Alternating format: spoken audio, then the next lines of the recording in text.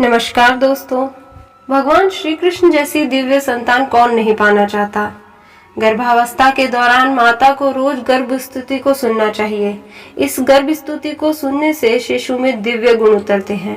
इस गर्भ स्तुति को स्वयं देवताओं ने माँ देवकी जी के लिए गाया था।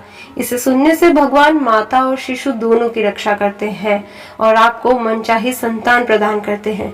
एक दिन देवताओं ने कंस के कारागार में आकर स्तुति की, जो गर्भ स्तुति के नाम से विख्यात हुई। तो आइए सुनते हैं गर्भ स्तुति। भगवान शंकर और ब्रह्मा जी कंस के कैद खाने में आए। उनके साथ नारद आदि ऋषि भी थे। वे लोग सुमधुर वचनों से सबकी अभिलाषा पूर्ण करने वाले श्री हरि की इस प्रकार स्तुति करने लगे। प्रभु, आप सत्य संकल्प है। सत्य ही आपकी प्राप्ति का श्रेष्ठ साधन है। सृष्टि के पूर्व, प्रलय के पश्चात और संसार की स्थिति के समय इस सत्य अवस्थाओं में भी आप सत्य हैं। पृथ्वी, जल, तेज, वायु और आकाश, इन 5 दृश्यमान सत्यों के आप ही कारण हैं और उनमें अंतर्यामी रूप से विराजमान भी हैं। आप इस दृश्यमान जगत के परमार्थ स्वरूप हैं। आप ही मधुर वाणी और समदर्शक के प्रवर्तक हैं। भगवान, आप बस सत्य स्वरूप ही हैं। हम सब आपकी शरण में आए हैं। इस संसार और वृक्ष की उत्पत्ति के आधार एकमात्र आप ही हैं। आप में ही इसका प्रलय होता है और आपके ही अनुग्रह से इसकी रक्षा भी होती है। जिनका चित्त आपकी माया से आवृत हो रहा है, इस सत्य को समझने की शक्ति खो बैठा है। वे ही उत्पत्ति, स्थिति और प्रलय करने वाले ब्रह्मादि देवताओं को अनेक देखते हैं। तत्वज्ञानी पुरुष तो सबके रूप में केवल आपका ही दर्शन करते हैं। आप ज्ञान स्वरूप आत्मा है। चराचर जगत के कल्याण के लिए ही अनेकों रूप धारण करते हैं। आपके वे रूप विशुद्ध, अप्राकृत, सत्वमय होते हैं और संत पुरुष को बहुत सुख देते हैं। साथ ही दुष्टों को उनकी दुष्टता का दंड भी देते हैं। उनके लिए अमंगलमय भी होते हैं। कमल के समान कोमल अनुग्रह भरे नेत्रों वाले प्रभु, कुछ बिरले लोग ही आपके समस्त पदार्थों और प्राणियों के आश्रय स्वरूप रूप में पूर्ण एकाग्रता से अपना चित्त लगा पाते हैं और आपके चरण कमल रूपी जहाज का आश्रय लेकर इस संसार सागर को बछड़े के खुर के गड्ढे के समान अनायास ही पार कर पाते हैं। क्यों न हो, अब तक के संतों ने इसी जहाज से संसार सागर को पार जो किया है। परम प्रकाश स्वरूप परमात्मन, आपके भक्तजन सारे जगत के निष्कपट प्रेमी, सच्चे हितैषी होते हैं। वे स्वयं तो इस भयंकर और कष्ट से पार करने योग्य संसार सागर को पार कर ही जाते हैं, किंतु औरों के कल्याण के लिए भी वे यहाँ आपके चरण कमलों की नौका स्थापित कर जाते हैं। वास्तव में सत्पुरुषों पर आपकी महान कृपा है। उनके लिए आप अनुग्रह स्वरूप ही हैं। कमल नयन, जो लोग आपके चरण कमलों की शरण नहीं लेते तथा आपके प्रति भक्ति भाव से रहित होने के कारण जिनकी बुद्धि भी शुद्ध नहीं है, वे अपने को झूठ मूठ मुक्त मानते हैं। वास्तव में तो वे बद्ध ही हैं।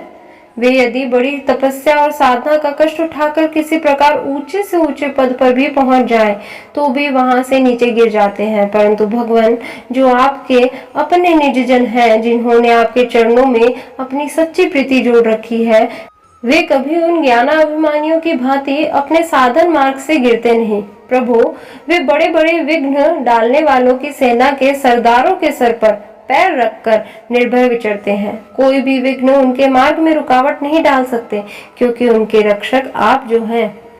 आप संसार की स्थिति के लिए समस्त देहधारियों को परम कल्याण प्रदान करने वाला विशुद्ध, सत्वमय, सच्चिदानंदमय, परम दिव्य मंगल विग्रह प्रकट करते हैं। उस रूप के प्रकट होने से ही आपके भक्त वेद, कर्म कांड, अष्टांग योग, तपस्या और समाधि के द्वारा आपकी आराधना करते हैं। प्रभु, आप सबके विधाता हैं। यदि आपका यह विशुद्ध सत्वमय निज स्वरूप न हो, तो अज्ञान और उनके द्वारा होने वाले भेदभाव को नष्ट करने वाला अपरोक्ष ज्ञान ही किसी को न हो। जगत में दिखने वाले तीनों गुण आपके हैं और आपके द्वारा ही प्रकाशित होते हैं, यह सत्य है। परंतु इन गुणों की प्रकाशक वृत्तियों से आपके स्वरूप का केवल अनुमान ही होता है, वास्तविक स्वरूप का साक्षात्कार नहीं होता। भगवान, मन और वेद वाणी के द्वारा केवल आपके स्वरूप का अनुमान मात्र होता है, क्योंकि आप उनके द्वारा दृश्य नहीं, उनके साक्षी हैं। इसीलिए आपके गुण, जन्म और कर्म आदि के द्वारा आपके नाम और रूप का निरूपण नहीं किया जा सकता। फिर भी प्रभु, आपके भक्तजन उपासना की आदि प्रक्रियाओं के द्वारा आपका साक्षात्कार तो करते ही हैं।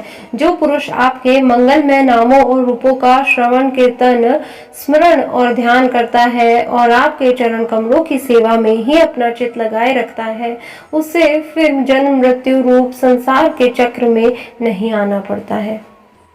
संपूर्ण दुखों को हरने वाले भगवान आप सर्वेश्वर हैं। यह पृथ्वी तो आपका चरण कमल ही है।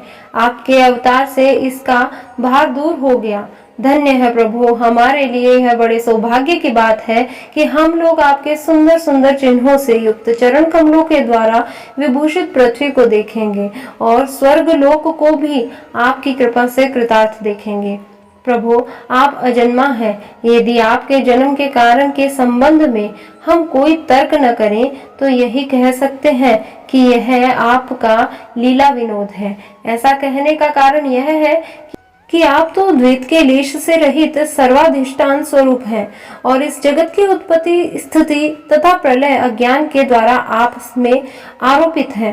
प्रभु, आपने जैसे अनेकों बार मत्स्य, हयग्रीव, कच्छप, नरसिंह, वाराह, हंस, राम, परशुराम और वामन अवतार धारण करके हम लोगों की और तीनों लोकों की रक्षा की है, वैसे ही आप इस बार भी पृथ्वी का भार हरण कीजिए।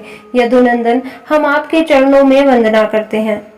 देवकी जी को संबोधित करके देवतागण बोले, माता जी, यह बड़े सौभाग्य की बात है कि आपकी कोख में हम सबका कल्याण करने के लिए स्वयं भगवान पुरुषोत्तम अपने ज्ञान बल आदि अंशों के साथ पधारे हैं।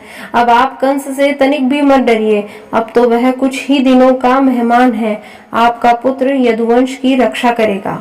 दोस्तों, इस प्रकार देवताओं के द्वारा की हुई गर्भ स्तुति संपूर्ण हुई। आप भी इस गर्भ स्तुति को सुनिए और भगवान आपकी और आपके बच्चे की रक्षा अवश्य करेंगे। राधे राधे।